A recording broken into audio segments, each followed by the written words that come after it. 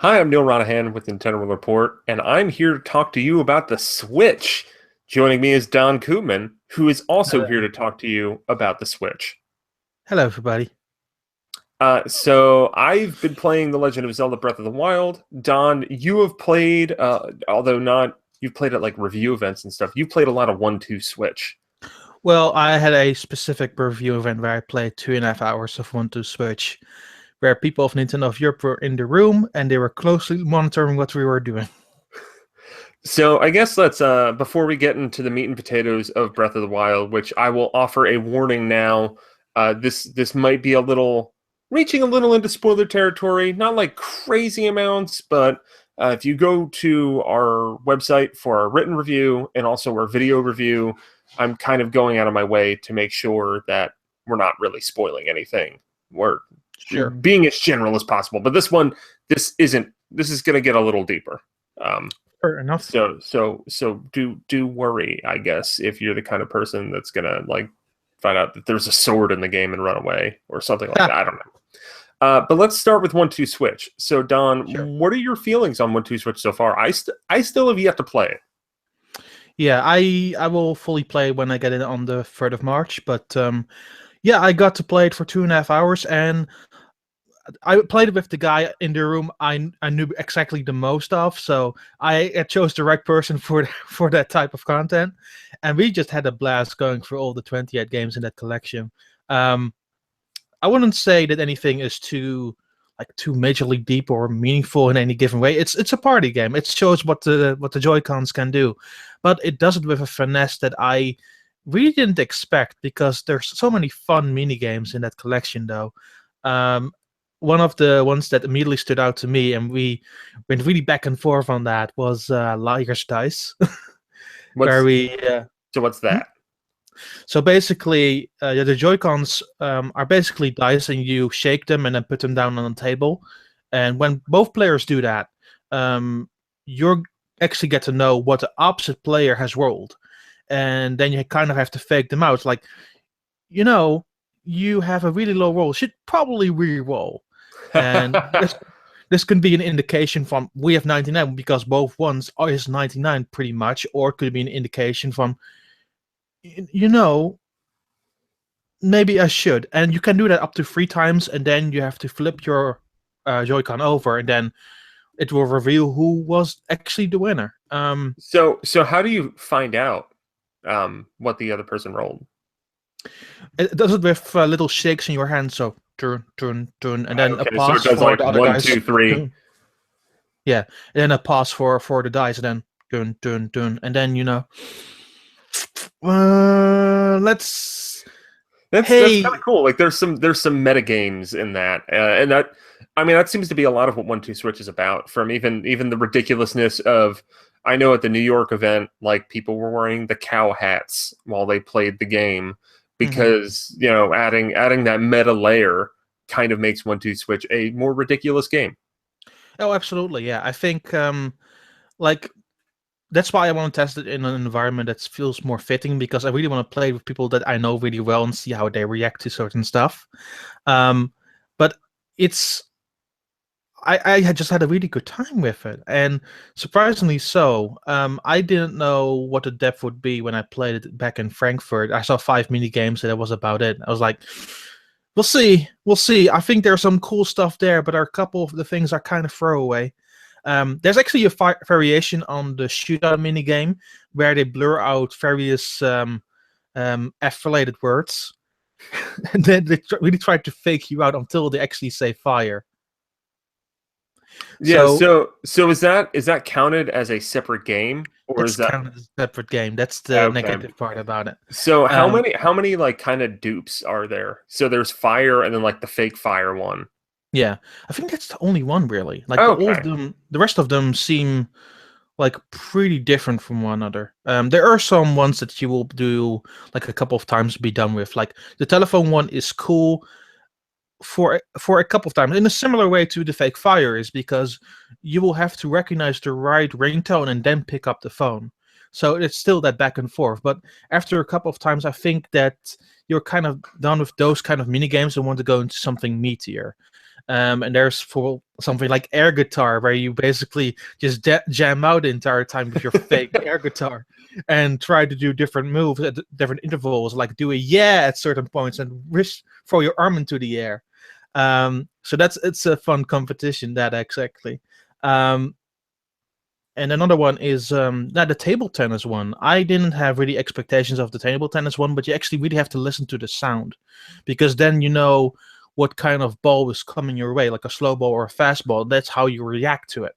Um, and that seems kind of tricky the first time. Once you get it, it feels kind of second nature. The other guy who I was playing with had a little more time needed to adjust to it. He didn't really get the first or the second time, but I was like, yeah, okay, I need to know what to do now. And it's similar as with baseball. Like, you need to listen to the sounds and then react. So especially at like parties, I would say plugging in a speaker to that thing, because you will need the sound on that.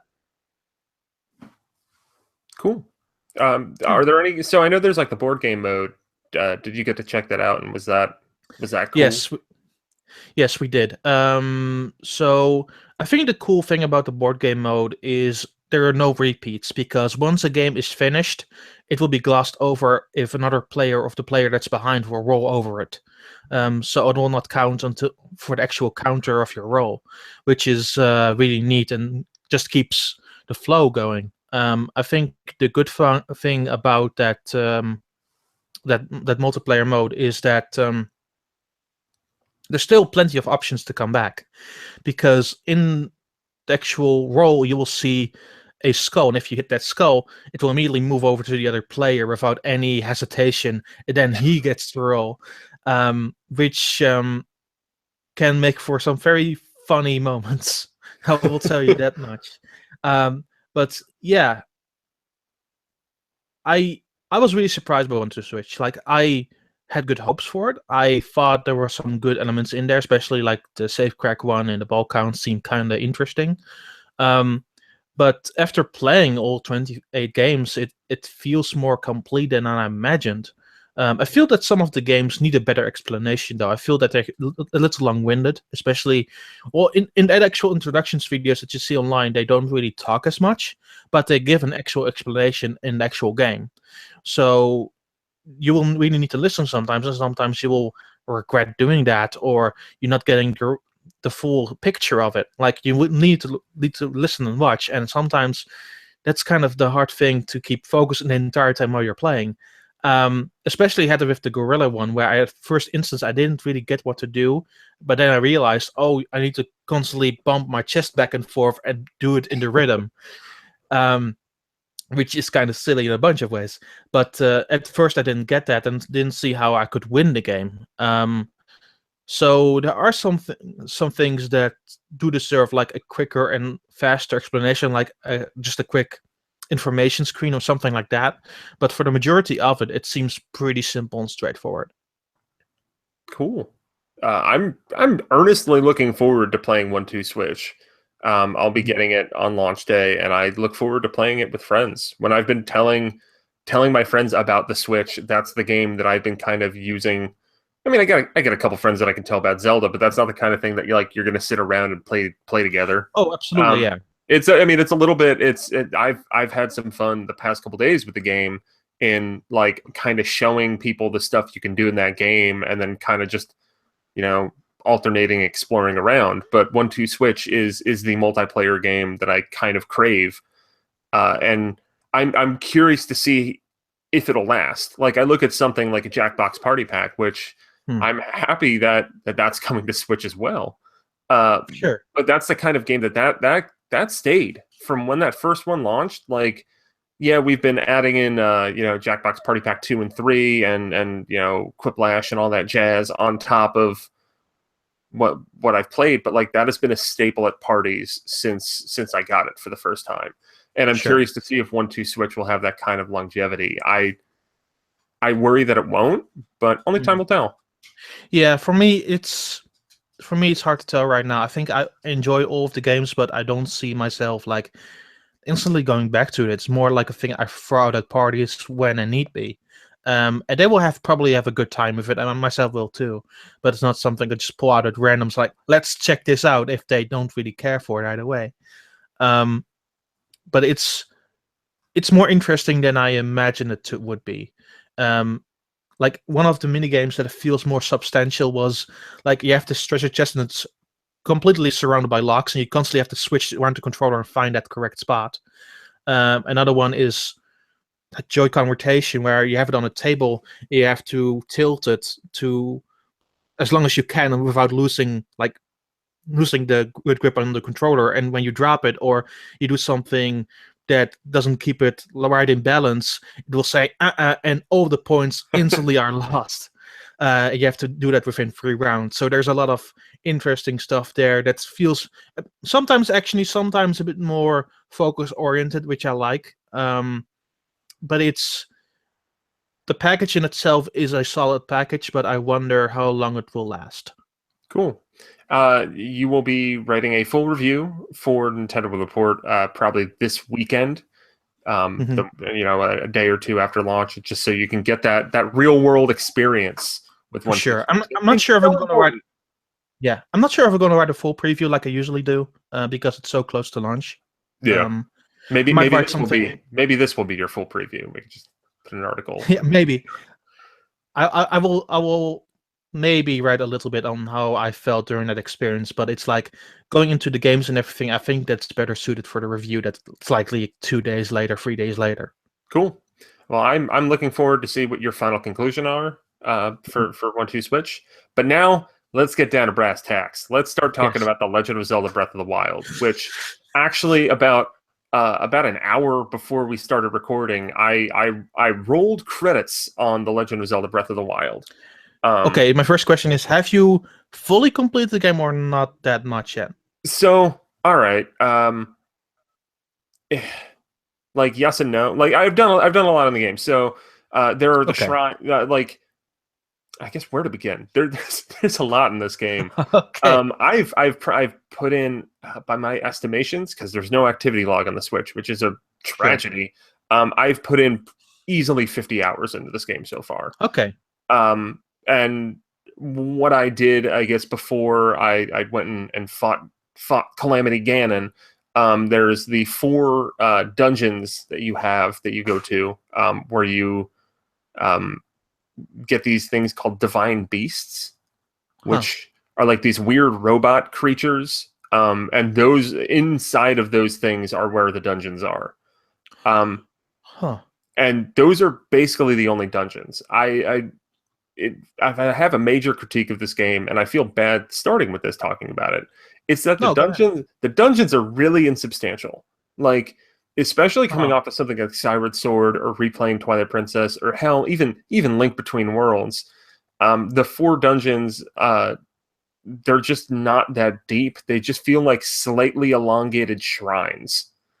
How long would you say like one of those dungeons would take? I had like 2 of them that I got really stuck on. But when I actually kind of had some semblance of what the hell to do, probably half an hour, 45 minutes of like dungeon to boss. I think there was probably one that I spent upwards of an hour on, but that was more because I got hopelessly lost than the dungeon was challenging. So each dungeon kind of has a mechanic where you manipulate the map.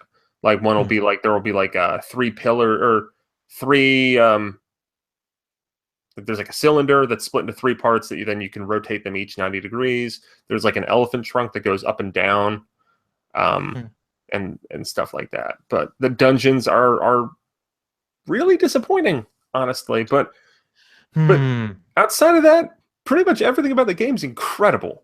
Nice. The open world, which right now I have a rough draft of a review. We're recording this before my final review goes out. So I'm not gonna lay down a score. I've got some thoughts right now, but things are percolating. I still need to settle on that.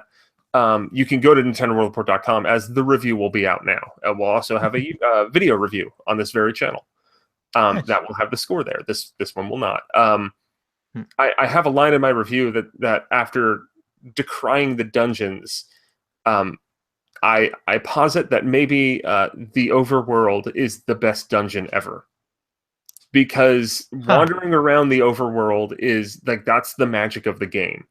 It's a different Zelda game. It's a brand new, bold, daring, amazing Zelda game that still kind of owes a lot to what came before it. Even the 3D Hmm. Zeldas, I mean, clearly the references to the original game, um, it owes a lot to those games, but it's such a new thing. Like this is a Super Mario 64 sized leap from old Zelda games. Um, My question regarding the open world, does it always feel that there's stuff to do in it? Because sometimes the criticisms I have with certain open worlds is that they feel empty. Is that the case with Zelda or not at all? Not yet. I'd say there's like as I got deeper into it, because a lot of the early on, it's magical. Like I have a preview up on the website from my time with the first 5 hours, and that's really Hmm. like that's just an explorative joy early Hmm. on in that game, because everything, every corner that you go turn into, every nook and cranny that you find, there is a reward. Whether it's a little Korok that you get a Korok seed from, whether it's a new shrine, it's a cool combat sequence, it's a treasure chest. You just get all these rewards as you play early on. As you get deeper into the game, the treasure chests start being less appealing. Like I found myself like in shrines early on, I would go out of my way to make sure there's like optional treasure chests in shrines. Okay. And I would go out of my way to make sure I got the treasure chest in every treasure chest in the shrine. As I Right. got near the end of the game, I stopped caring about that as much, because there were times where I'd like spend a lot of time trying to get to that treasure chest, and it would be like, oh, it's a crappy broadsword. I haven't Hmm. used one of these things in 15 hours. Like, um, Because likely you will get way more substantial stuff as you grow later into the game, right? yeah. Yeah. But I did notice that as I kind of unlocked more of the world, and I don't know like how exactly this was triggered. I did notice that more difficult enemies started appearing. I don't Huh. know if it was like as I beat more of the dungeons, if that happened, but that was kind of nice to see. I just wish that the rewards that I would find would improve as well, unless maybe they did and I didn't notice. But I mean, I still have the occasional dud treasure chest when I'm exploring. That's disappointing. But I mean, I don't want got to stop harping on the negative because Yeah. I know. I I mean, know. but wandering around that overworld, like Hmm. I've lost hours of my life just I'm gonna set out for that point, and then I just turn a corner, and then I'm going somewhere else, and then oh okay, my little like you get or very early on you get a way to when you're near a shrine, you'll have an annoying beep that'll like it'll get faster as you get closer and stuff like that. But I'll just be wandering around and see that and be like, well, I got to go find the shrine, and then wander around there, climb up a mountain, look around, being like, okay, that looks like an area where it might be hiding, or sometimes for the shrines there's Hmm. puzzles on the overworld that you have to solve. So like there's a couple mazes Huh. that I noticed this, and this is a lot of the flow of the game is that you'll get to the top of a tower, and then that'll unlock the map in that area, and then you'll look at the map and you'll be like, well, what the hell is this thing? And then you'll go fly over, and one of those that I got to, I think there's a couple of them on the map. I know I've done at least two of them. Um, there's like just these big labyrinths that you just go there and you have to find a way to access a room there. Huh. There's another one that is actually a really adorable Link's Awakening throwback. Oh. It's Eventide Island. So it's you have to get there. Well, I guess you could float there with the sailcloth, if you have high enough stamina. But I got there. I got there with a raft. I washed ashore, and then I was told, "Oh, we're taking all your belongings. You need to basically you need to like put some balls into holes." Um, which I mean that's just a puzzle thing because you can interact with balls with all your different runes and stuff like that. Um, Sure. and you have to wander this island with you start off with nothing. Oh. So you have to, and it was really hard because you can't save on there at all. You have to do it all in one shot. And Hmm. they have one of the balls that you need to get is a necklace on a giant Hinox, the Cyclops creatures. Right. So I basically would have to wander around the island, getting whatever gear I could, like trying to sneak up on moblins and not wasting all of my weaponry and having it break, and then fighting that Hinox at the end. And like that was thrilling, and stuff like that is so regular throughout this game. Like I'm recording footage that we're going to use for a video review, and I'm just kind of exploring the world while I'm doing that, and I keep on getting distracted and like finding more puzzles on the overworld that I missed. It's such a dense world. There's so much to do, and it's an Yes. absolute joy to wander around and shield surf and float around and just gaze the beautiful visuals. It seems to go like the ultimate Bethesda route from you see those mountains, you can go there. Yeah, and like and like you can. Like there's really like I was talking to someone recently and they were like, "Oh, what like does it gate you like Metroid games do?" And I'm like, "Honestly, no. Like there's some things that would be real hard to get to early on, but like Right. you can straight up we have a video of it. You can straight up just run to Hyrule Castle the minute you get off the Great Plateau. Do You're you gonna lose, but you can do it. You would can you get suggest there. that people do it just for the sole purpose of finding out, or I mean, I think it's worth it. Also, apparently, there's some hella good gear locked away in Hyrule Castle. So if you can get in there and you manage to survive, you could like come out with like broken weaponry where you are at that part of the game. wow? But that would seem impossible to me, honestly. Yeah, like I mean, it's very very hard to do. Like I actually didn't do it when I was that early in the game. I wound up sneaking in there when I was about like halfway through and did go in there and got a really good bow. Got some other secrets in there. Like I found a Korok just like on top of this like this spire in the castle. Huh? Like what the hell are you doing there, Korok? That's really awesome. Well, we have talked about the open world. What about the story? Is the story engaging? I the story really worked for me. It's really subtle and understated. So Hmm.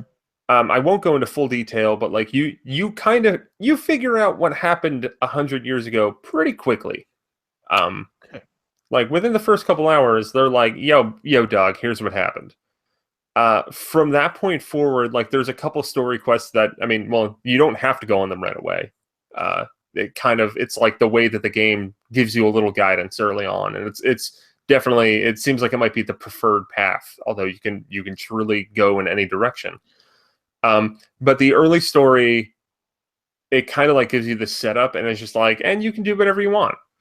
One of the Hmm. things that you can do, in addition to going to the 4 different dungeons, and beating them, you can also look for memories, which Hmm. you'll get early on. You get a camera rune. That's the missing rune that we haven't seen, which Huh. which is a little unexciting. That also ties into a huge Picto Box like side quest called Okay, Compendium. but does it have a But selfie mode? it does have a selfie mode, and it's pretty Okay. fantastic. And you can do like really dumb, like Link can go like, um, Oh, yeah, the awesome. selfie mode is supreme. But when you get the camera rune, you also unlock 12 pictures, Hmm. and you have to go basically find those pictures in the world. They were pictures that the camera that you got was like used by you and Zelda 100 years ago, and you have Hmm. to go and find the locations of those pictures in the world, and then you trigger flashbacks, and that Okay. kind of fills in more of the story and like honestly develops all of the characters in the game. And by characters, I mean there's like a Gerudo, a Rito, a Zora, and a Goron that you interact with. There's Zelda, and it like Zelda has a pretty strong character development. Like she's got a character arc in the game. Even Link has a character arc in the game. They Oh wow. kind of comment on how he doesn't talk, and it's really fun. Really? Like I mean, I don't want to get too deep into it, but No, no, like no, don't. it is kind of addressed how it's just like, dude, come on, why can't you talk? And then he just like stares blankly, which I thought was nice. Huh. But you would say that the getting memories is actually sort of essential. It's not at all. Hmm. I think it colors in the game a whole lot, and some of the memories you'll get, like each one of the dungeons, there's like a flashback that you find there, because you're remembering your interactions with the different, like the champion characters from each race. Um, Okay. I mean, if you were into Zelda lore, I think those memories are really essential. If you don't really care about Zelda lore, then who cares? And I think that Aonuma has referred to this narrative trick that he's been wanting to use for years, and I'm pretty sure this is because this really is. It's an open world game where there's a pretty strong, consistent story, and it's told out of order, and you only pursue it if you want to. Right. But is there okay, so for people who want like the real Zelda experience, is there really a quest line you can follow or just let you go once you leave the Great Plateau? Um, there is, I mean, without going into too many specifics, yeah, there is a quest line where like you go to Kakariko Village, you meet up with Impa, and then you go off to those four dungeons, and then it kind of points you in the direction of going to fight Ganon. Okay. I know there's been talk of an alternate or two different endings.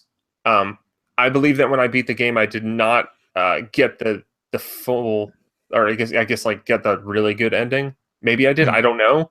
Um, or at least I don't know if maybe there was a worse ending because I got all the memories, but there was some reference to like I needed to power up things more. I think there's a way you can power up abilities, but I don't really know. I have some Huh. thoughts, but it's only a theory. Um, which is weird because I put 50 hours in this game, and there's elements of the game that I don't even really fully know. I think Oh there's wow. there's so much of this game, Hmm.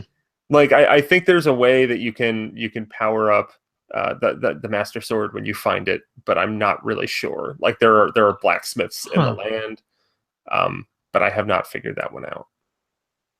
I got the Master Sword. Getting the Master Sword is unique, um, and is Okay. also there is a requirement for getting it, but you can get it pretty much whenever you want. I wound up getting it pretty late in the game. Um, Hmm. but I think if you prioritize getting the Master Sword, you can get it really early on. Um, Interesting. so So that's cool. basically, so hmm, what it sounds like is that you can really do anything, whenever, whatever, once you leave the Great Plateau. That's interesting. Yeah, like you can go in any direction. And actually, I had Hmm. because I have two save files on my system right now. Because one, when Justin Berube came over to record a bunch of footage, Sure. that's the save file that we used because I was already a couple hours into the game. And I've had like a couple friends over and they've played that save file, and it's kind of funny because everybody, like, I'll when I give a friend a game, or give a friend the controller, I'll start them in the Okay. Great Plateau and just be like, oh yeah, here's the basics of the controls, and like you can go up here and you can go in any direction, and everybody's picked a different direction. Um, and the even crazier thing is that um, most of the times when I had friends playing this game, like I was already 20 plus hours into the game, they would Mhm. go off the plateau and find something, and I'd like be like perking up, being like, "Where the hell did you find that?" Um, like this weird thing. Like I think you can find Epona somewhere in the game too. I know like I found Okay.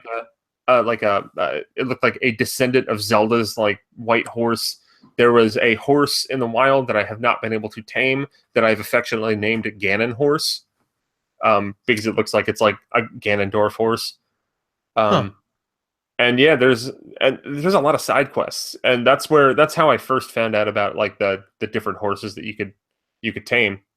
They're bigger than normal ones.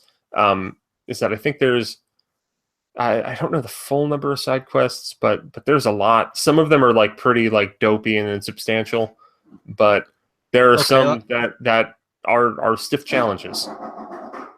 Huh. So there's a good variety of content there. That's all right. Yeah. Um. Hmm. Let me think. What else is there to discuss? I'm just getting giddy from from hear you talk about it. Dude, I can't wait to talk to more people about this game. I want people to play it. I think this might be a contender for my favorite Zelda game ever. Like it's stiff Wow. competition. Hmm. I actually before I started playing this, I was giving serious thought to what my current ranking of Zelda games are, and I think Majora's Mask and Wind Waker are my 1 and 2. I don't know the order. Um, I I need to sit more on Breath of the Wild, but I think it's contending with Majora's Mask and Wind Waker for my favorite entry in the series. That's really good. Um, I will also point out that I probably said the same thing about Skyward Sword when it first came out. Although truth be told, Skyward Sword is like my fourth or fifth favorite Zelda game, so it's still pretty high up there. Okay. Okay. Hmm. But yeah, like there's so much to do in this game, and I feel like a broken record, but that's because that's all there is to say is that there's so much game packed in there. I'm getting the strategy guide when it releases on March 3rd, and I Uh-huh. plan to 100% the hell out of this game because I do Nice. feel like there's still a lot that I barely scratched the surface on. Um, Huh. I'm excited for the DLC in ways that I wasn't before I played the game. How Like come? that whole idea of a new map function, like that actually sounds. Hmm. I don't know what the map function is, but like, I like the map. I like exploring the world. Like maybe it's a cool scavenger hunt thing. I don't know. Like I you. would play more in that world. And if the reason why the DLC is being made because they're like, hey, we want to make more stuff so people can play in this world, I am totally on board. Okay. Cool. My question about the map though is, it's a substantial long map, but is there a way you can't really fast travel, can you? Oh yeah, you can. Every Okay. shrine that you find, and there are tons of shrines. I think there are over 100 shrines in the game. Hmm. Whenever you don't even need to beat them, you just need to like register them, and then they become fast travel points. Okay. And there are Huh. also all of the towers can be fast travel points, and those are very useful because you can fast travel to the tower, and then you'll be higher off the ground, so you can use that to kind of like scope out where to go, just pick a direction and go with it. It's it's Like. it's very smooth and easy to get around the map by fast traveling. I mean, there's some Hmm. loading times, which is kind of to be expected when you're loading this massive game, and then you're just like, now we're going to the other side of the world. Hmm. I mean, that's understandable. The map is not open right from the start. We'll have to unlock parts as you go along. Yeah, Um, when you get to the top of the towers, that will unlock map data for each region, and I think there's 8 or 9 towers, something like that. okay. Huh. Maybe more because there's one. There might be 10 total, I want to say. Okay. Hmm. So I think that's the first thing I'm likely going to do. I'm just going to unlock all those towers. Yeah. So It was interesting kind of talking to a few other reviewers and I'll let them, speak for themselves when their own coverage goes out. But like the way I kind of attacked this game was I didn't necessarily prioritize the story, but like I knew hmm. I followed the initial story guidance, and I would make my way to each of the 4 dungeons, kind of just like doing everything in between, and I just kind of like went around the map in a circle. I did go out of order every now and then because I would just want to be like I would catch a glimpse of like what was to the south, and I'd be like, all right, I got to go there. Um, Are but the are there any specific like points you would say from this is where you really need to go if you want to get the full experience from this game? just get every tower, unlock the full Okay. map, because that's a really good way to sample everything. Like there's snowy mountains, there's a desert, there's Death Mountain, there's a really cool looking jungle, there's forests aplenty. Yeah, I'm more talking about are there specific points in the map where people really should go, like really explore? Um, what do you mean? Like just like a good place to go to early Yeah, on, of course. or Yeah. Yeah, early on. Um, go east. Go east. Okay, Yeah. I'll keep that in mind. Sure. uh, Uh, yeah, we haven't really discussed gameplay, really. I have the idea. Um, how would you like for people who played Zelda? How would you describe like the gameplays? Because I'm sure that plenty have not really touched this game yet. uh, it's it's uh it's weirdly still like traditional Zelda, even with some distinct and disparate elements about it. Hmm. I mean, like combat still kind of functions the same. There's a lot of creativity in combat, but it lacks Right. it lacks a little bit of the focus because you have so many different weapons. They can all break. You need to get new weapons. Um, like everything is breakable in this game. Hmm. Um, Even the Master Sword? sort of. Oh, okay. Hmm. Um, yeah, there are a couple weapons that can be remade, sort of. Um, Okay. basically, like the Okay. Master Sword breaks, you got to go back and you got to take the Master Sword out again. It has to rest. Hmm. Um, but so well, okay, so like your armor doesn't break, and you can get really cool armor. Like I've got some Wind Waker throwback gear. I found the Oh, there's trousers of stuff like that? time. Yeah, yeah, they have a lot of Easter egg stuff, which I think I Nice. got most of mine from Amiibo, but I think you can find them throughout the world in other ways. Hmm. Um, Okay. so your armor doesn't break. You can upgrade your armor as well, so that's cool. But then your melee weapons, your bows, and your shields can all break. So you need to basically continue to replenish your stock, which you can get by treasure chests dropped from enemies, stuff like that. And even in the melee weapons, you have your traditional sword. You have like big two-handed weapons. You have spears, and they all have slightly different controls and attacks. I mean, Nice. it's pretty cool to have all the variety, but because of that, they can't like the combat can't have stuff that's like whatchamacallit, like the parry system or Hmm. the depth of the combat in Skyward Sword, stuff like that. It has to be a little more general. So like, you can Z target and then dodge, and then you can do it's like a flurry rush where you just go in and do a lot of quick attacks.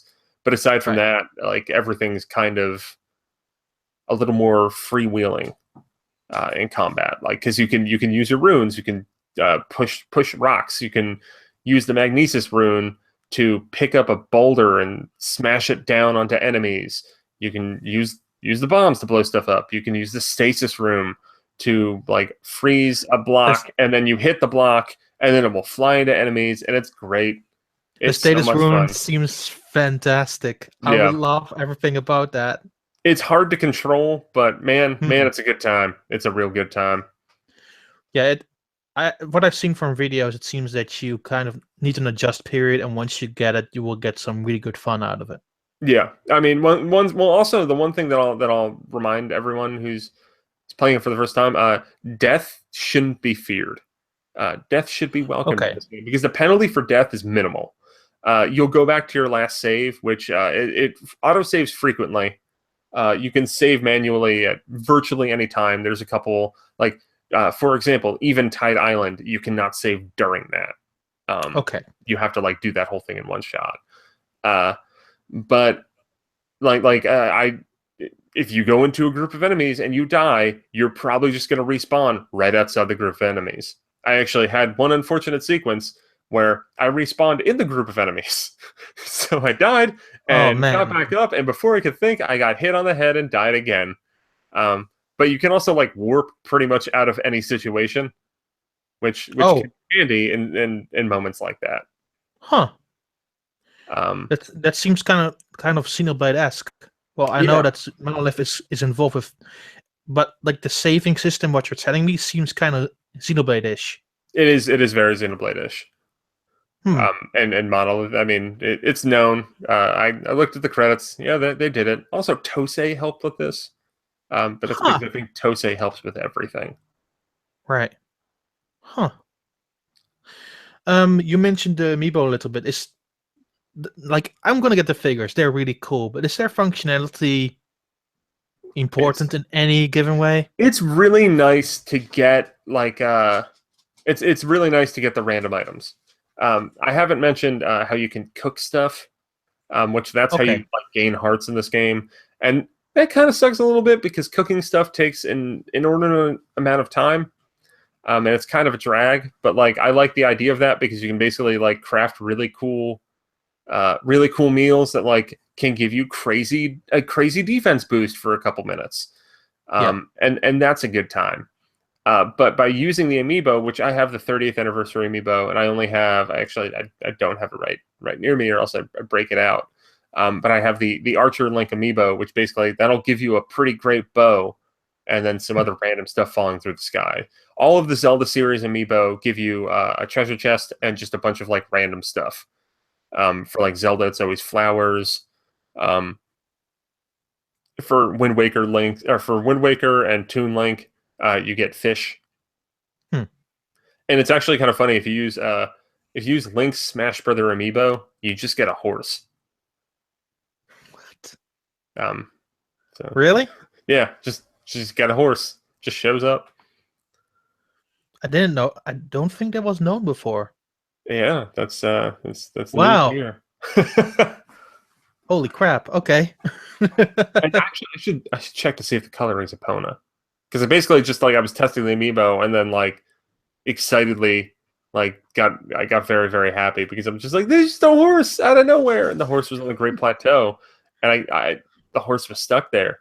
The horse had to live there forever. And then it died. Yeah, and like a moblin hit it or something. I don't know. Yeah. One of the cool things in the overworld too is that there's just like random boss battles all over the place. Uh, Okay. Huh. series monsters, Lionel, those assholes show back up. Which are like they're like I know they were in like the original. They're like the Centaur guys. Okay. Yeah. And I think they're in Link to the Past and Link Between Worlds and stuff like that. But those guys Struggle. are real mean. And there's like an Ice Lionel and like a Electric Lionel and all that stuff. There's also the An Rock. electric Lionel sounds brutal. Yeah, that's actually one of the dungeons kind of directs you to a fight with that, and they actually encourage you. You need to collect shock arrows from him. They encourage you to basically just go in there, get the arrows, and get the hell out without actually fighting him. But I actually There, like I stubbornly tried that fight over and over and over again until I finally slayed the Lionel, and like it felt there's great. resistance. Like there's resistance for anything. I'm sure you can cook something that will give you Yeah. lightning resistance, right? Yeah, that was like so his attacks wouldn't one hit kill me. And I also had a defense boost at different points of that as well. Hmm. And it still Um, wasn't enough. oh no, I did beat him. Oh, thank Oh God. great. And yeah, they have Hinoxes also show up. I think there's big Stalfos creatures that you can fight as well. I forget the name of the rock monsters. I want to say Thardus, but I think that's a Metroid Prime boss. Um, I don't remember. yeah, but I mean it's cool because it's just like you're wandering around. There's also like a desert snake boss that's kind of similar to Moldorm, Huh. um, which that was cool. I haven't beaten him yet. I was wandering in an area in the Gerudo area, and then all of a sudden the music started, and I turned around, and there was just a big snake just going in the sand. You can also you can seal surf when you're in the desert. You can get That around sounds cool. by just like it's like you're like wave riding. Uh, Hmm. um, God, I'm blanking on the term for that. Um, jet ski. You can jet ski. It's great. I can't wait to surf off that mountain, that snowy mountain, and Yeah, use the parasol to go that is down. that is also really cool. I basically like I got to the snowy mountain area and I was just like, well, I'm getting to the top of that, and then I'm coming right back down, Hmm. and that was It totally worth it. it seemed that would seem like would I would use a lot of stamina though. Can stamina be upgraded, by the way? Yes. So by finishing the shrines, you Huh. get spirit orbs. When you go and find a goddess statue, you can use 4 spirit orbs to get either a heart container or an upgrade to your stamina meter. Um, Why would So an heart container is just refilling your heart, right? Or is it Oh getting no, no, additional it's you heart? get an extra Yeah, one. yeah, Um, cool. No, that's cool. But you okay? So you get those heart containers by finishing the shrines as well. Hmm. yep. Is there a max for both of them, or haven't you figured that out I yet? have not hit a max yet. Okay. I'd be curious, like, because I'm getting to that point where if I went heavy in one direction, then maybe I'd hit a wall. But I'll find out. I like I said, it's my intention to 100% this game. Right now, I'm sitting at about like 75 shrines or something like that. And I've heard, Okay. So you still have some ways to go. yeah, Hmm. I think there's like 100 or 120, which is crazy because I'm looking at the map and I'm like, well, where else could these shrines be? And I've had a lot of instances where I'm just like by an area where I don't think there could possibly be another shrine, and somehow they fit another one in there. I don't know how.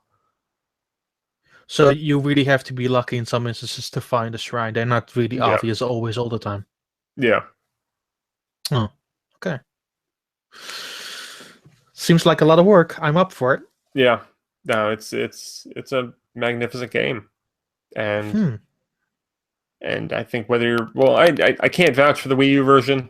I ran into a couple technical issues with the Switch version, but Oh, nothing that was more problematic than the controller issue with the Joy-Con right now. Um, huh. where like if you get your hand in the way, it'll like lag. Um, Hmm. but They said they hopefully, would look into that. I wonder what's yeah, happening on that front. no word yet. And right now we're about 3 days away from launch, so who knows? But Yeah. I think that's going to do it for this discussion on 1-2 Switch and The Legend of Zelda Breath of the Wild. Feel free to leave comments um, on the YouTube page. We might also be ripping the audio of this for our Patreon members. You can back us on Patreon at www.patreon.com/NWR. Check out the website, www.nintendoworldreport.com. You can find me online on Twitter at Enron10. And Don, if you want to pimp your wares, Sure. You can find me on Twitter at Nintendaan, and that's NANTENDAAN. And I usually post there, so there you cool. go. All right. Keep switching, everybody. Yeah, switch it up. Bye. Bye.